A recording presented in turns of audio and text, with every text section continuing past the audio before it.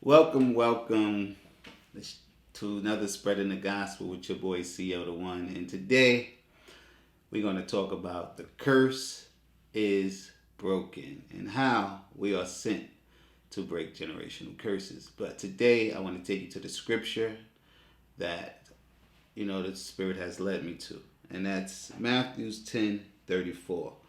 Do not suppose that I have come to bring peace on earth. I do not come to bring peace, but a sword. For I have come to turn a man against his father, a daughter against her mother, a daughter-in-law against her mother-in-law. A man's enemy will be members of his own household. Anyone who loved their father and mother more than me is not worthy of me, and anyone who loved their son or daughter more than me is not worthy of me. Whoever doesn't take up their cross and follow me is not worthy of me. Whoever finds their life will lose it, and whoever lose their life for my sake will find it. So we already know that Christ says he didn't come to bring peace, but he came to separate and let us know that our enemies will be of our own household. And that's where we understand where it says, be ye separated and come out from among them. And that's what he was talking about when he was saying to be separated from your family. So I want y'all to know, today I want to give y'all a good testimony. So I need y'all to go and get your popcorns and get ready to hear this great testimony of why I know God has chosen me for a time as this. I always knew I had a calling on my life. But since a youngin, my mother, and I come from a single mother household. I'm the youngest of four boys. And my mother always knew since a youngin, I used to go to her and tell her, I see things. I see things before it happens. And she used to always say, oh, God is going to use you mightily. God is going to use you mightily. And we was raised in the church. From long as I remember, we went to the church on Tabernacle of Prayer for All People on Jamaica Avenue with Apostle Johnny Washington, where it really started about in the 80s, where it was a church where I believe that the anointing was actually moving in the churches around that time. But now we're getting to the age where I've realized that things wasn't always seemed to be what it was. But I used to tell my mom, yeah, I see things. And as I realized, how I'm 44 years old, and I realized that I've been persecuted for 44 years. So this year, the Spirit has led me to believe it's time to defeat what you've been going against your whole life. So I'm going to take you back how the Spirit took me. You know how, Christmas time and Scrooge was taken back to seeing what happened to him. That's what happened to me in my dream. The Spirit took me back to where I was 8 months and where I fell down the steps and got the scar on my face. And I had this scar on my face since I was 8 months. It's 5 stitches in my face. And the Spirit showed me that was the first attempt when you fell down the steps. Then he took me back and showed me from the times I was going through a punishment. I was isolated a lot of times on punishment. Claimed to be one of the baddest in the family, isolated. And I went through a lot of sicknesses. One sickness is I remember coming in 3rd grade when I got home from school. It was pouring, raining outside, and we lived right next door to our elementary school. So it was pouring, raining outside, and I decided to just walk slowly through the rain. And I got in the house, but when I got in the house, it seems like something hit me that was very, very significant. It just hit me, boom. I began to be sleepy, and I went to sleep. And when I woke back up, I was never the same. So I was really, really sick, really bad, and my mother left me there for a while before her friend said, I think you need to take him to the hospital. And she took me to a doctor, and the doctor, they couldn't figure out what I had. One said I had pneumonia. I mean, one said I was dealing with asthma, and one said they didn't know. And then she took me to another doctor, which they said I had walking pneumonia.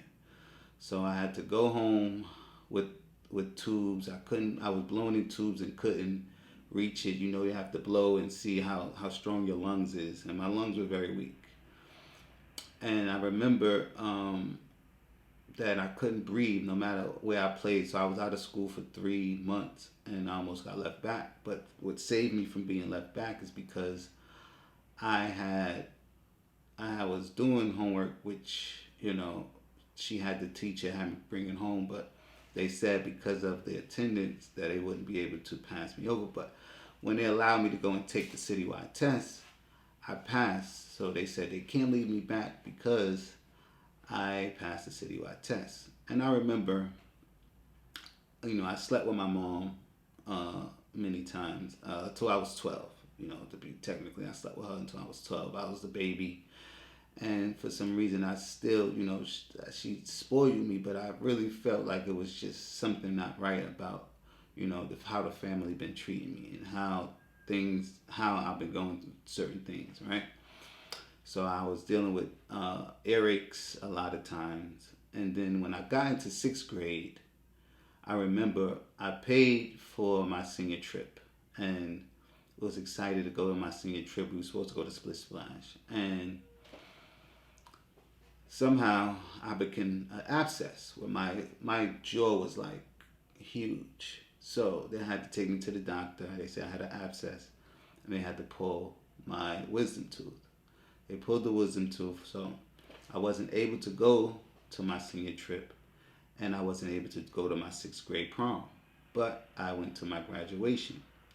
But the day of my senior prom, I'm like, my jaw is down. How can I go? She's like, no, the doctor said you can't go for a couple of days. So I'm like, okay, whatever. Now we go fast forward to as I began to play basketball. Basketball was one of my things, but I feel like there was a spirit over me that had people just overlooking me. They didn't see me and my potential for what it was. I had a good season playing basketball the first year at 13.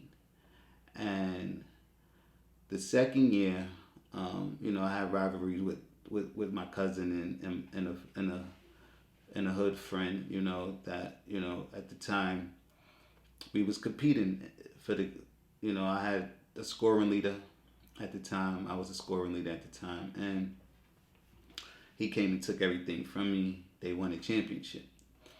So, the next year, I was like going back into it as the midgets, but once again, the coach that I had, he goes and get an all-star team, and there's a lot of players that was better than me at the time. So, I wasn't discouraged, but I was like, I can still play, and the first game I had 4 points, wasn't good. So I guess the next game, the coach comes to me and he says, I need your shirt.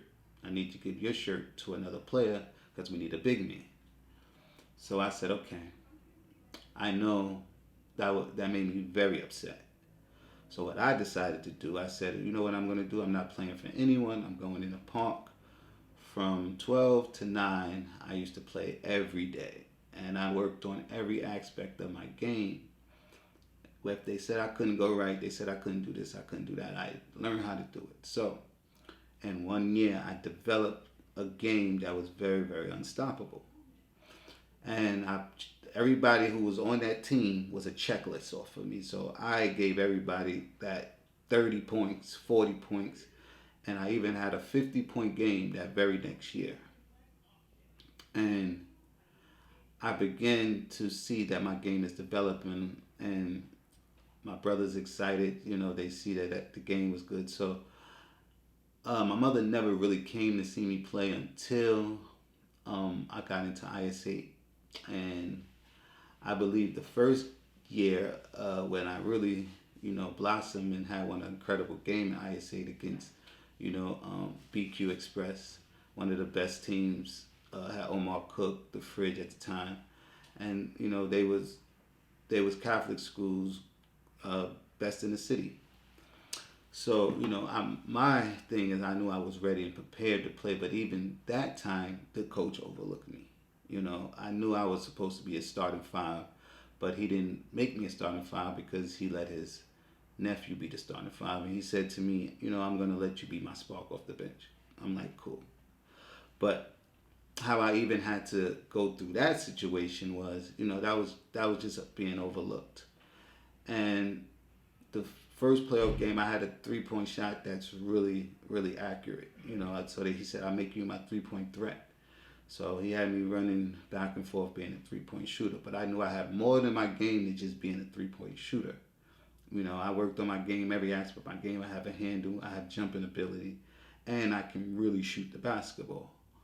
So, uh, first playoff game, he didn't play me.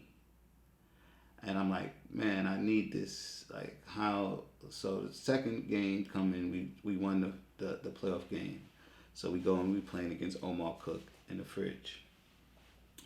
And I go to him. He didn't play me the first half. So I go to him. I'm like, yo, Day, put me in the game. So the thing he said to me is, if you don't like the way I coach, get off my team. So it's a crowded gym, and I'm like, I'm not gonna just leave. All right, I'm gonna go back and sit down. We were down 11 points at the time. So 1 minute later, he decided, I guess in his mind, let me show him he's not ready for this type of game. He put me in the game. Now we're up 2 points because I scored 11 straight points. And happened, someone else scored, so that we go up. We up 2. So now he realized, okay, this guy can really game. The gym is going crazy. Everybody, this is my breakout game for everybody to see that I'm good at playing ball. Now we see that everybody has been talking about me, how good I was, and how good I was going to be. I get to high school, and I started playing in high school, and I, was one of the got overlooked once again in high school, where the coach seemed to not even care about the team and my potential. I scored my first game was 27, not in the paper. The next game I had 23, not in the paper. So I'm just like, man, this discouraging me from even wanting to play basketball anymore. I don't even want to. So I realized that I was being overlooked, and my shoulder started dislocating about after school. After I decided not to go to high school anymore, my shoulder started dislocating, and I was about 19. I began to understand why my shoulder just started dislocating for no apparent reason. But in the process, I didn't realize that I was going through so much pain. The first time my shoulder came out, my mother was actually with me, and my shoulder was dislocated for 6 hours. And I'm at Jamaica Hospital, and I'm trying to figure out. They gave me some medication that really numbed it, so it didn't hurt so bad, because there was a bad accident that happened, and they had to rush people in, and they had to do them X-rays first. So they put me on hold. Which another thing had happened. They had me in a hallway where they felt like they lost, or they couldn't find my. They thought I was already done and gone, so they didn't even know that I was still around. So I'm saying, like, how is that possible?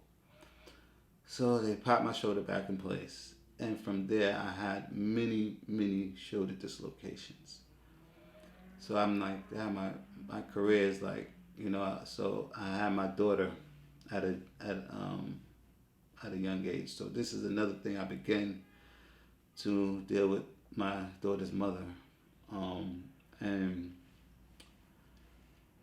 I seen a little bit of my mom getting upset.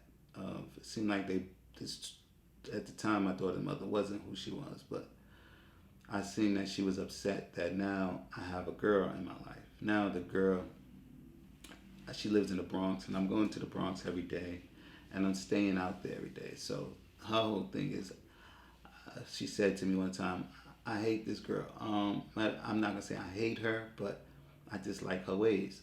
And I'm like, you're not in a relationship with her. I am, so you don't have to worry about it. When I let her know that, I seen an anger in her. She was upset, and then I happened to get my my daughter's mother get pregnant, and I asked her could she spend the night, and she's like, nobody can sleep in my house unless they're married. So my daughter's mother slept in the bed with my mom. My daughter's mother. How is somebody letting you stay inside their house? What mother would let their kids sleep in the same room together? And so she's trying to find every reason to let me come home. But in my case, I just felt like there was something not right about it. So my daughter's mother decides to move upstate. Now, I decided to go Monroe College. At the time, I was Monroe was in the Bronx at the time, so I was going to school there before she decided to move. But my shoulder kept dislocating. Every time I went to practice, he would say, and I was good. So they was like, you're good, but you're still having trouble with your shoulder, and you got to get that fixed. So when my daughter's mother moved upstate, I decided to just give basketball up, and I'm like, you know what, I'm gonna go into being a family man. So I'm gonna give basketball up, and I remember my father taking me and driving me up there, and I began my life up there. So it was we stayed with her mother for a few months before I just realized that Albany is a place where there's so many apartments you can find. So we went to a shelter, and we stayed in the shelter for a couple of months. And in the shelter, we stayed there, and then we got our own apartment. So we found out, got our first apartment, was excited. I was there, I'm on the phone with my mom's, and I'm paying rent. I have a job at Ruby Tuesdays working. And the rent was pretty cheap. I'm paying only $400 a month for a 2-bedroom apartment, which is really, really good. It was in the hood, but my thing is I can adapt to any environment. So I'm come from the hood. I came from being a product of my environment where I sold drugs or whatever. So I began to understand that was normal. So I began to, I'm 21 years old, feeling like I'm 30 already. And how one day my house burned down. But I remember things just didn't seem right? So I was like, it was 90 degrees outside, almost 100 degrees outside, I believe. No humidity. But I had my bedroom, and then there was a porch was connected to my bedroom, so I can go out on the porch from my bedroom. And the bedroom was wood. I mean, the porch was wood, and from downstairs we was on the second floor. So I remember I was smoking cigarettes at the time, and the cigarette seemed to just blow out my hand, fall down between the wood. So I didn't think nothing of it. I'm like, wow. I began to get sleepy and went to go lay down on my bed, where the bed wasn't too far from the bed was actually next behind the door that comes in. So I went and laid down, and I think 30-40 minutes later I felt the heat unbearable. Like, no, this is different. I jump up, and then I see that the whole door is on fire, and it was a glass that was inside the door so you can look through the glass and see outside. The glass breaks. So I jump up to try to get some water, and I realized that it was over. This is the fire latched onto the bed, and it was over. I said, okay, this is about to be a good one, right? So I'm like, how did this even happen? How was this even possible? The spirit showed me that that was witchcraft done once again. So I'm like, wow. And so it's like I feel like I'm going through a depression at this time because I'm like, I'm 21 years old. I felt like I should have had my basketball career. I'm in a depression for feeling like I haven't lived up to my expectations at 21 years old. And I'm like, man, so I've been going life like that till I was about 30. Depressed and that going through. And just been trying to find my way. So I did other things to try to get my mind off it, but I couldn't figure out why I can't remember things, why I can't function, why I keep starting things and I can't finish it. I start things and I can't finish it. And then I've just been going through life, and as I went upstate. I come back from, I leave my daughter's mother. We get through a situation. I come back home. And now I'm living back with my mom. Now my mother, now we're in a situation where right before that, I got home, my birthday, I roll over, my shoulder comes out of place. And I'm like, what is going on? My shoulder's been dislocating over and over. But after a few times, I would just, let it heal. And I'm thinking nothing of it. But as it kept coming out, the bone kept chipping and chipping and chipping away. So the bone, it was very weak around the area. So I had to get that fixed. And that didn't take until I was almost about 30. But now I get back home with my mom. And I was staying with her for a little while. And then me and my brother, Terrell, he's the oldest, we share a room. And as we were sharing a room, he gets a girl and he begins to let her stay. So at first it started with, oh, she's gonna stay for the night, because when we shared the room, so if we have a girl stay over, he would stay out of the room, or if he called me like, yo, I got someone staying, can you sleep on the couch? I'm like, okay, cool. But this became every night now. So I'm like, okay. I go to my mother, I'm like, Terrell has been having this person in the room every night. So, like, how are you going to go and sleep in your bed knowing that I'm sleeping uncomfortable? For 2 weeks straight, she did nothing about it. So, my daughter's birthday come in. My daughter's mother separated, but at this point, my daughter's birthday is coming. She's turning 3. I go for my daughter's birthday party in Albany, and I never come back home. I have my friend, God bless the dead, Sean Lips. He was in Troy, so I went to go visit him in Troy and seen the lifestyle. He's selling drugs, and I'm like, boy, you selling drugs out here? I know I could sell drugs out here, but it wasn't the same lifestyle, because where I come from is, if you sell to a white person, then you know that's a police officer, but up there it was diverse, so it was hard to pinpoint what was a police officer. So I'm like, man, this is more difficult than where I'm coming from. But I'm like, okay, I'm going to go sell some weed. Man, I'm like, okay, I'm selling weed up there. But in the process, I tell her, I'm not coming back home. You allowing Terrell to disrespect me. You don't care about it. So if anything happened to me up here, it's your fault.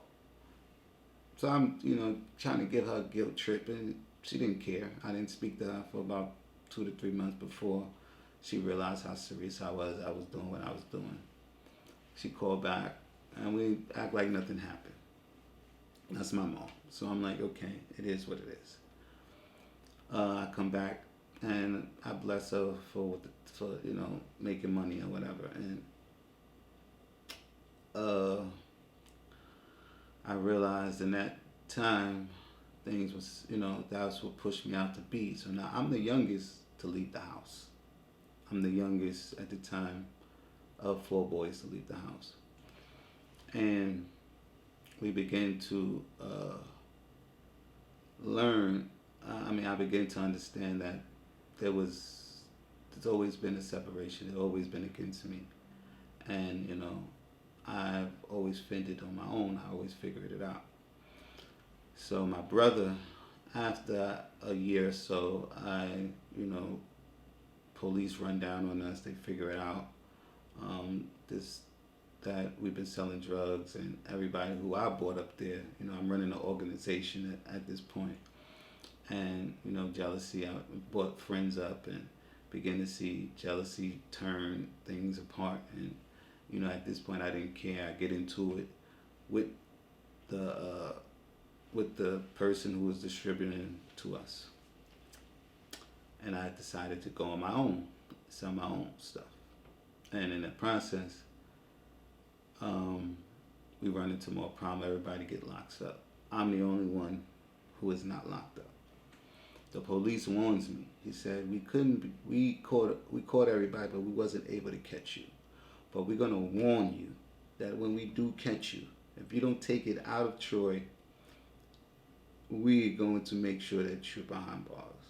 I said, you ain't got to tell me but once. So I decided, I'm making a lot of money. I said it ain't worth it. So I went and made sure that I threw my SIM card. Back then you had a phone where you had SIM cards. So I made sure I threw that SIM card in the sewer. So there was no going back, right? So I started going back. I went back to my old job where I was at Ruby Tuesdays. And I was working. I had an apartment, me and my wife. She was my girlfriend at the time, but now we are living in Troy, and we both are living. So, but in the process, I went through some things there with stomach pains and different things. I feel like there was witchcraft being put on me, my finances is going up, it's coming down. I couldn't figure it out. And then, I had a lot of money and it's still gone, but I smoked a lot of weed as well. So I was still living a life as if I was hustling after I stopped hustling. And my brother, he tells me, all right, come back down. I have a job for you. He's starting to sell cars. And he's like, I'm going to give you a job of selling cars. So we make this transition. I tell my job, I'm going to leave. I'm going back to the city. And I go back to the city. And I get to the city, and my brother tells me, I can't give you the job because you smoke weed. And I'm like, yeah, bro, I just came all the way I had my whole life up there. I get back here, my brother decided not to give me the job. And, but I transitioned into back to know what I do best. Hitting the streets. I could walk out. This is my stomping ground. I've been selling drugs here. But like I said, I want to just fast forward everything. Went through some things into life. But I want to fast forward to 2020, where the Spirit told me to go back to the church. And I just left a church because of the fallout between the husband and wife, right? Where the congregation decided to make a choice if we was going to stay there or go.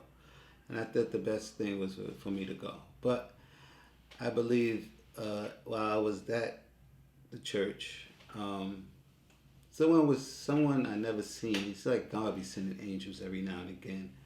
And it's like, if you stay under this man of God, that you will be powerful. And for some reason, I was like, you know what? I know that this man of God is very, he has very good knowledge and understanding of things. And, I realize that only God can give us wisdom. So it's the fear of the Lord is the beginning of wisdom. Man has wisdom, but only God can give you wisdom as he allows the Spirit to guide you to all truth, right? And I noticed that, but fast forward to 2020 again. I decided to, the Spirit says go back to church. I was out of the church for a while. And it was right, I had my birthday, March 2nd. Pandemic happened March 3rd. And I'm like, okay, God, how do you want me to go to this church if they just said the churches are closed? And then I realized that the church has now says, uh, not only that the church come back on, they said all churches are closed. Then they come back and say that only 10 people are allowed in the church. But at this time, I'm telling my mom, like, this is a spirit of fear. And I don't know how churches are closing down when if you go into a church, that you should understand that the power lies in the church, right? So it didn't make sense to me on why people were closing their churches down if that's where the power lies. But I begin to understand God has the final say about things, right? And he began to start doing things in 2020. So I realized from the past, I realized once again he exposed himself. So the Spirit says, yes, I'm coming to do judgment upon America.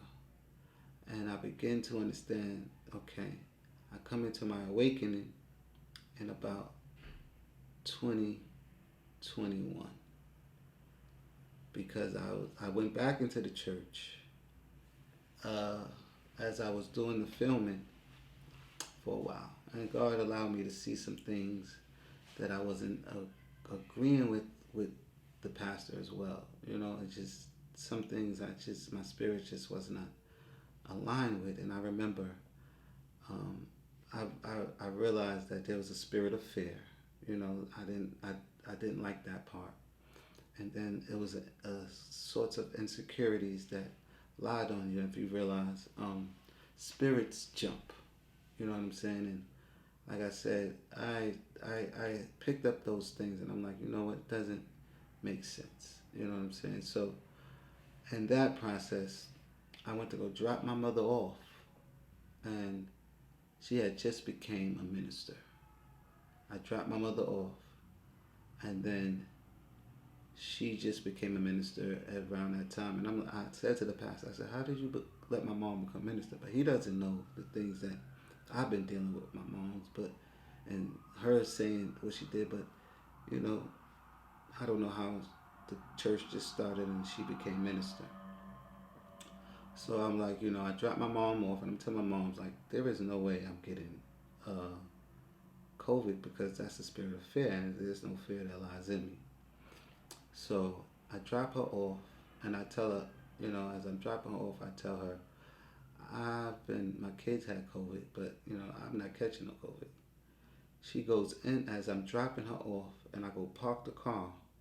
She comes to the door and she said, well, Pastor said, I told Pastor that you was in contact with someone, and Pastor said that you could go home and watch it. And I'm sitting there like, wait, what? I'm your child, but you want to go and protect the pastor? Say no more. So at this point, the Spirit says, come out the systems of this world. I left my job first, and then he said, come out the church. I'm not pleased with the church. I called my pastor and I said, Pastor, the Spirit told me to come out the systems of this world. He's like, did I do something wrong? I'm like, no. He's like, it's the church in whole to come out the systems of this world. So that was the time I realized that I go into my spiritual awakening. And I went into isolation where in the beginning I would hear my mom would talk to me, and then he would talk to me, and then The Spirit says, I want you to hear just my voice. I don't want you to hear from anyone. Go into your isolation. I went into my isolation, and then He sent me my Israelite brothers. I was posting on social media, Facebook, that we are the children of Israel. And my brother Ray, that I haven't seen Ray in years, but me and Ray went to 40 PS40, and that was first grade. Man, he hit me up like, yo, bro, and I'm like, bro, I'm not trying to be no Israelite. You know what I'm saying? Don't get me wrong. I believe that they have knowledge, and I believe they have a lot of knowledge and understanding of the history of who we are as Israelites, and we come from we are the children of Israel. I believe they have a lot of, but I don't believe that they are being led by the fruit of the Spirit, because there's a lot of hate that only believe that only the children of Israel is going to make it into the kingdom of heaven, where God is saying the Jews and the Gentiles He has given salvation to. So I don't believe that to be true. I believe that in the Abrahamic covenant that was given to all nations, and the Jews and the Gentiles, that there's a promise to each and every one who trusts the Lord with their whole heart. So in that process, I knew that I went into my awakening. And God developed to tell me that He's going to heal my heart. In the process, my mother would keep calling me, asking me, do you have headaches? Are you having headaches? And I'm like, yeah, I'm having headaches, but I'm not taking this medication. I'm not taking no blood pressure medication. So I believe the Spirit said He's going to heal me. He's going to heal my heart. First, it starts with the circumcising of my heart. The Spirit told me He's going to heal my heart. So I realized she keep calling me. I said, I'm not taking it. So the Spirit, I tell her back, I said, the Spirit told me that there's a cult spirit that needs to be broken. I don't know who's been dealing with a cult spirit, but there's a cult spirit that needs to be broken. And she's trying to get me to understand. I don't know what the cult spirit or whatever she's saying. She's trying to convince me there is no a cult spirit that's attached to this generation. And I'm saying, I think that, I don't know what the spirit. I don't know if it's the church. If he's saying that we in the church are dealing with a cult spirit, but the Spirit says there is a cult spirit that's attached to this family. And I'm saying, okay, because y'all are not living by the truth of the gospel. Because what I've learned, this is not the truth. You have to follow the commandments, and y'all are not following the commandments. And He says that those who pray will get their reward if you praying in if you're not praying in secret. So I even told them, they started a line. And I told them I don't want to be a part of this prayer line, this family prayer line. No, I'm not being part of this family prayer line, because my power lies in me going into my secret place and praying. The Spirit says you'll understand Psalms 91, and I will cover you in this process. So I didn't understand. So the children came. He healed my heart before the children came. My sister-in-law died. And we took on her two children. We took in her two children. And I was like, God sent those kids to give me and bless my heart and renew me. He said, I need you to show these kids something different. And I want you to cover these kids. So he told me to change. And I made that change. And I sacrificed that change for him. And I said, okay, I'm going to it. Then the kids came, and they've been a blessing ever since then. They now have our last names, and we have adopted them, and they have been a blessing to us. Each and every day I learn some things from these kids. So I've learned to understand you can't put a title on anything. When God says, I'm not using people with title in the season. I'm using people where they are, who they are. And I am a person that I listen to what the Spirit tells me. So He can use anybody to speak to me, but I know what the Spirit has told me, other than so I can like push out anything else, but I listen to what the Spirit says. So if you say something and I know it's confirmed, I'll be like, oh, confirm. The Spirit spoke to me on that. So I believe that God can use anybody and everybody, where and who they are. You can't judge them by if they're even with God or if they're not with God, because God can use people to confirm to you on what He has spoken to you about. And I truly believe that. So that's why I don't judge anyone and anyone. I don't judge anybody by who they are. And I begin to understand this has been a battle, an ongoing battle with my mom ever since then. And she's trying to get me to my aunt's uh, birthday party, where the Spirit let me understand that there was a three-headed monsters that's in my family, and it's my uncle, my mother, and my aunt. So I'm like, wow, okay. I know my uncle is like, he said he was in the Freemasons, and he's in that certain thing or whatever, and he said he got out of it, but I'm like, okay, where's this occult spirit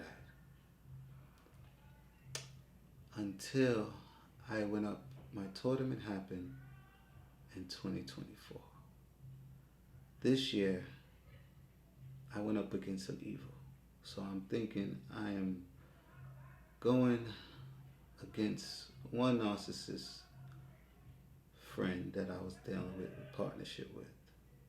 Come to find out, after the tournament was over, before I goes into the divine intervention, where the shift happens, where now those who has been doing evil will reap what they sow. That happened in October, where the divine intervention shifted, and I walked into my divine intervention. And now the Spirit showed me, it took me back as if I was in,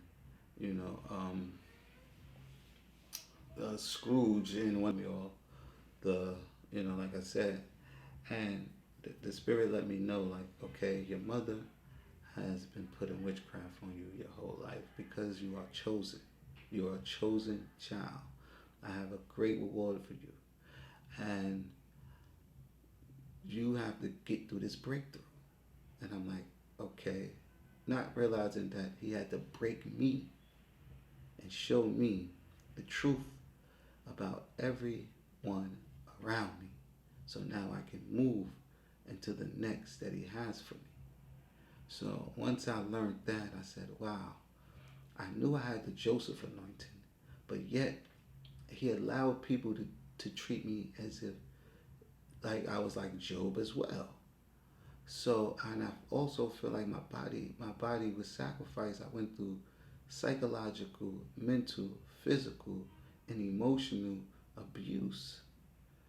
And I'm like, man, this got to be the the hardest thing to come through, to find out that your own family would be enemies of your own household, and they wishing for my anointing with jealousy, envy, and hate. And I said, wow. So when I cut my mom off, it was a surprise that she didn't see that coming, because usually I'll confront her about the things that she do. This time it made perfect sense to me, and the Spirit said, cut off. And I cut off. I blocked her. I blocked her from everything. She can't call me. And the thing of the matter is, if she really wanted to, she lives downstairs. So if she really wanted to speak to me or talk to me, and she felt some way, she would come upstairs. But she knows what she had done. That's why she hasn't come upstairs yet. So she has been telling lies, trying to hide this fact of who she is, assassinating my name and character. Now, my brothers are also doing the same thing, because they're with that. They now realize that she has a Jezebel spirit on her, and Jezebel is a spirit that's not going to take accountability. So I want anybody who have went through what I have been through, because this is my testimony. This is my truth. This is the truth. And I have done nothing to anyone but try to love people for who they are. And at the end of the day, they knew who I was and tried to be a destiny blocker and stop me from who God has called me to be. I am walking into something great, and I am waiting for my breakthrough to happen, for God to elevate me to my next. And what people are gonna see, eyes haven't seen, ears haven't heard, what God is about to do for my life.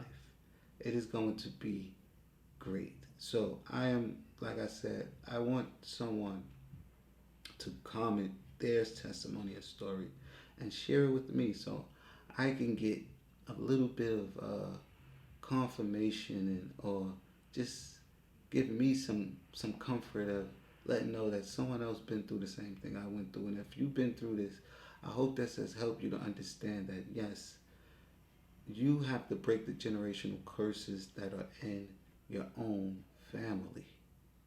Because the problem lies closest to us than we even realize. The problems that we go through are the people who are the closest to us. So I hope this has been a blessing to someone who is watching this. And if you've been through what I've been through, once again, please drop a comment. Someone else has been encouraged by this to tell their story as well. Because the best thing to do is to tell our story. Because that's what frees us. The truth shall set us free. And my whole thing is, I waited a very long time to say this because I have other videos, and I wanted this to actually be the first video, but I think God used me He had to heal my heart before I can even speak on this. So I appreciate anyone who took their time out to look at this whole video because this is one of the longest videos that I have, and I wanted to really give people more, but in due time, I'm going to tell testimony after testimony because I'm a person who's from the streets. I'm a person who's been through a lot, and I can definitely help y'all get through what I've been through.